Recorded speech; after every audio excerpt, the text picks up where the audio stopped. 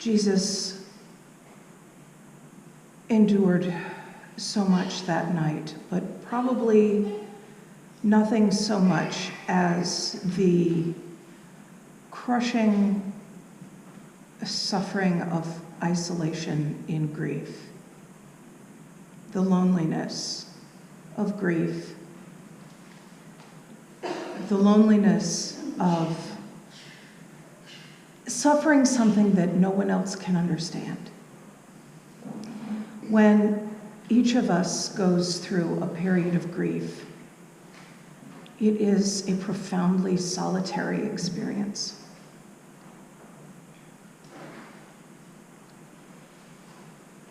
And if you have been through a profound grief, you may have found that there were moments in that of painful but astonishing and wonderful clarity, where you can look around you and see what is happening in the people around you who are helpless to alleviate your suffering, who are suffering in the presence of your suffering. They don't know what to do. They can't fix it. They don't know how. And frequently, they do the wrong thing, say the wrong thing, act in an inappropriate way, or say something that is inadvertently hurtful. And sometimes just plain thoughtless, senseless. End up even being cruel. There's something in this moment here in the garden where Jesus is suffering so profoundly within himself in fear and awareness of his solitude, and yet he can also see what's going on so clearly with those around him. The spirit is willing, but the flesh is weak. He says to Judas, friend, do what you've come here to do. He barks at his disciples, put away your sword. Those who take up the sword will die by the sword.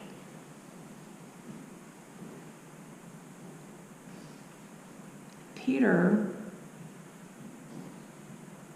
fulfills Jesus's expectation that he will fail. So tonight, every year, Jesus asks us, stay with me. Stay with me. Stay awake. Pray with me. Knowing at the same time that we won't be able to ease his suffering. Knowing that we can't. Knowing that his suffering is in large part,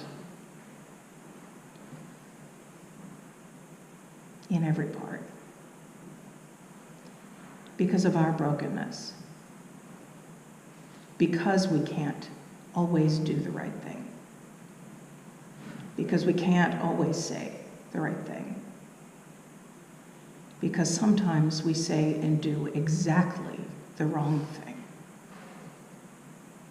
And sometimes we deny what we love most in this world and what we treasure most in this world.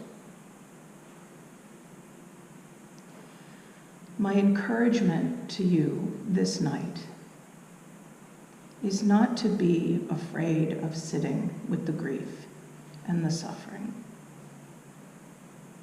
Stay awake for a little while. Stay with Jesus for a little while.